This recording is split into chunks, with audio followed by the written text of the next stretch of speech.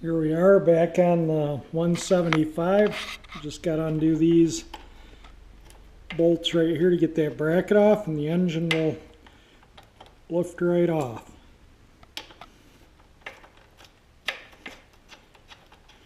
In which I'm going to need both hands, so I got to set the camera down, but obviously it's pretty apart. One thing I did notice is I don't know if it shows up on the camera here or not, but the kickstart shaft is slightly bent, and I used one's over $400, and a new one that I found was almost $900, and there's no way I'm going to spend that kind of money on that shaft. Hopefully I can get the cover off with the bent shaft, and yeah, I just can't justify. That's just out of the question, you know. That's price gouging. Well, it looks a lot different without an engine. That's the first time the engine's been pulled off, I think, since it's been new. I think that oil seal I was able to replace without removing the engine. On another note, I did find some new rubber washers that I can use for the air box, and this broken piece for the neutral safety switch. It's called a spacer. I looked up the part. I got one of those coming. That was about $9. The timing chain's $67, and the tensioners about the same price. So I'm going to take a look at them. If they look okay, I might just leave them alone, but we definitely need to put a clutch in it and fix an oil leak and paint the crankcase up nice and pretty. These are the additional part numbers to the parts I need, and the prices that I found them for, and those are the cheapest prices I found. Kind of crazy, isn't it? This piece I did get.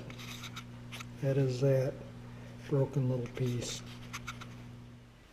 Cleaned it up a little bit. It's a little difficult to get down in there. I'll have to, when I take it apart, really clean that. And you can see where the neutral switch, this wire, this little collar is spring loaded and pushes down. Then there's a little hole that this wire slips through, and that was out, and the little plastic piece was broken.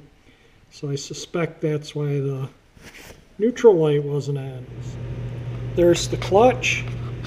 The inside of the motor looks pretty darn clean. Cover, Kickstarter shaft, I think that'll be fine. I was able to get the cover off, no problem. I'm not going to spend $400 on that, but there's the clutch, and two of the screws, this one and this one, were longer than the rest of the screws for the whole cover. These were the two screws out of there. So I'm making a note in the video, and I also wrote L for longer and drew an arrow to the two screw holes where the longer screws are. I put paper towels where things were so stuff wouldn't drop down through the motor, and I cleaned this surface off.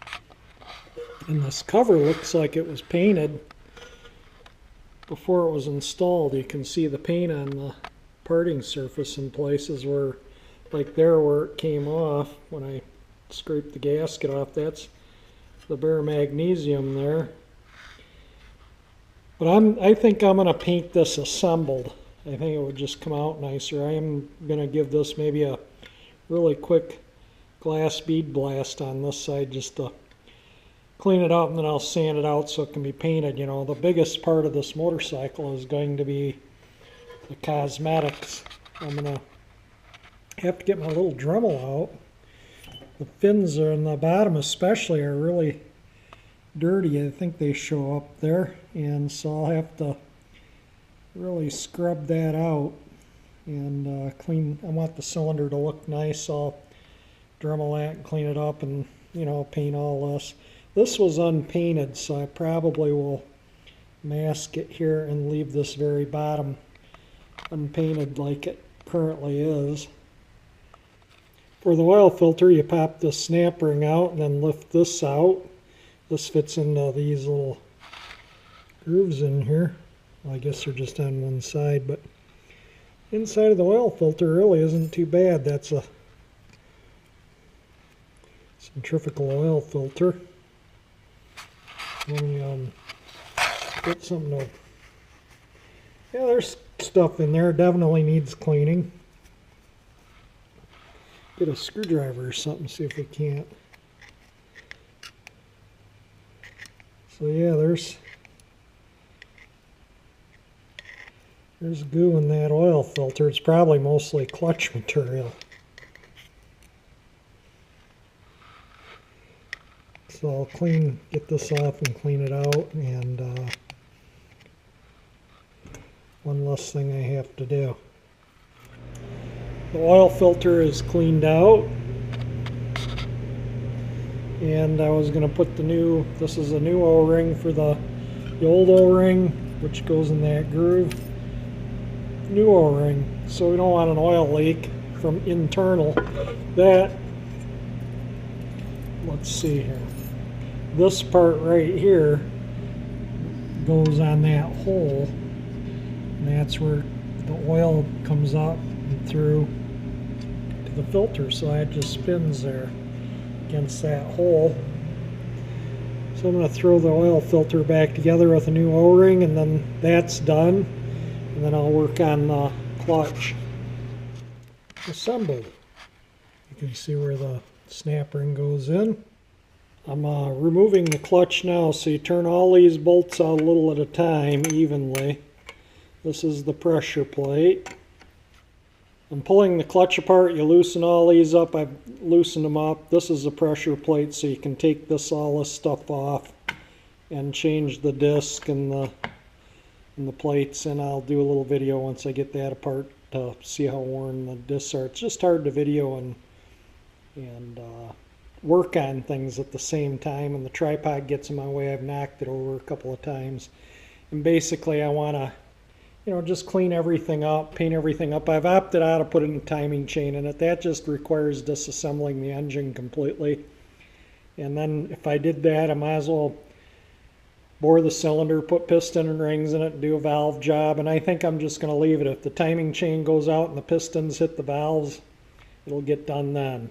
But I don't ride it a lot, and I don't ride it hard anymore, so I think it'll be perfectly fine just leaving the timing chain alone, and just cosmetically put a clutch in, fix the oil leaks, and cosmetically restore it so it looks really nice.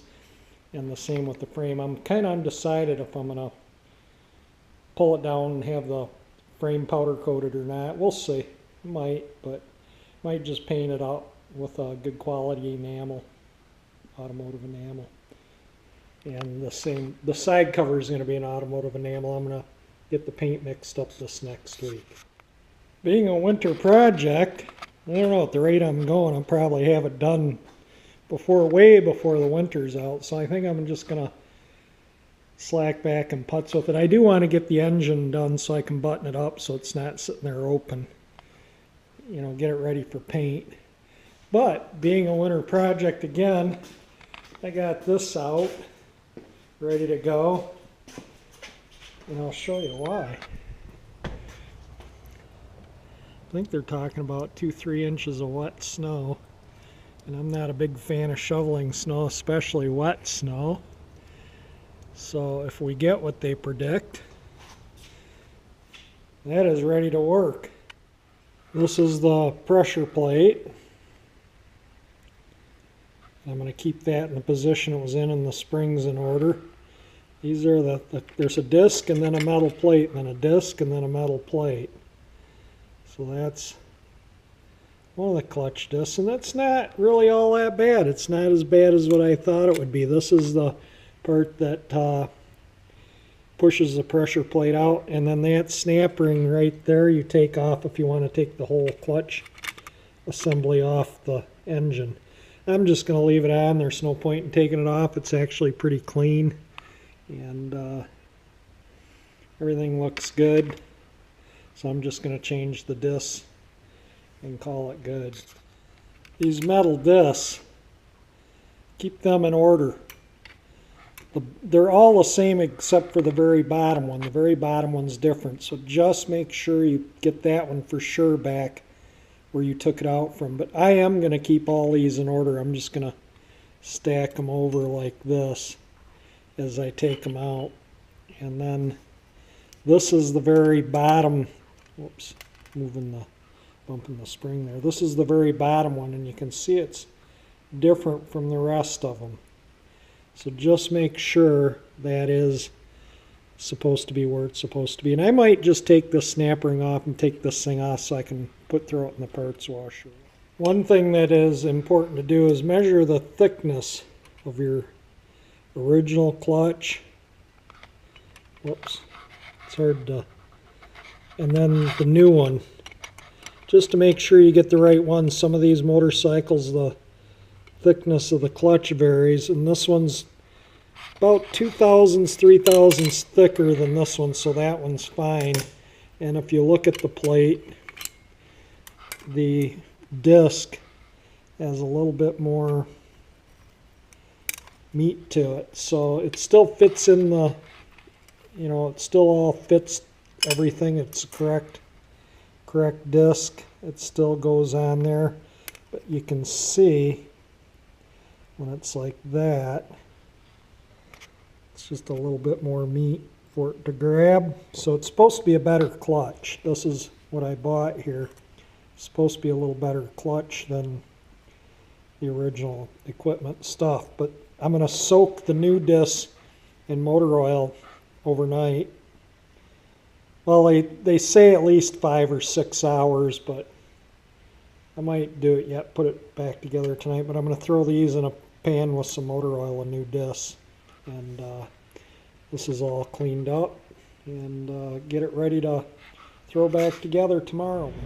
I will adjust the timing chain and the valve lash. Even though I'm not replacing the chain, I will look at it and adjust it. It's easy to do, and just basically go through the motor, put the new points in, make sure the gap timing, just kind of like a major tune-up, so to speak, on the engine. After charging the battery, I can only get about 2-3 volts out of it, so I'll pick up a new battery before I start, before I finish it up too. So I'll let those soak in the oil, maybe, I don't know, until tomorrow, and maybe I'll work on the side cover a little bit today, and then I'll call it a day. So I'm going to say thank you for watching my videos. If you enjoy them, please subscribe.